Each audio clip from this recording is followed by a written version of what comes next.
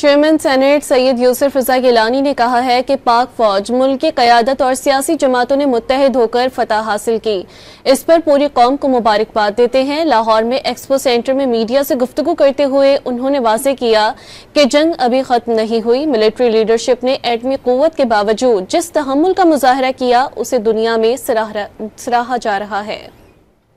ہماری بہادر افواج نے اور ہماری لیڈرشپ اور تمام جو پولیٹیکل پارٹیز ہیں انہوں نے ایک پلیٹ فارم پہ اکٹھے ہو کر جو یہ جنگ جیتی ہے، میں ان کو مبارکباد پیش کرتا ہوں۔ ابھی the war is not over، جیسے تحمل سے پاکستان نے اسٹریٹجی بنائی تھی گورنمنٹ نے اور ملٹری جو لیڈرشپ ہے کہ انہوں نے تحمل کا مظاہرہ کیا تھا، تو اس سے بہت اچھا تاثر ہوا پوری دنیا میں۔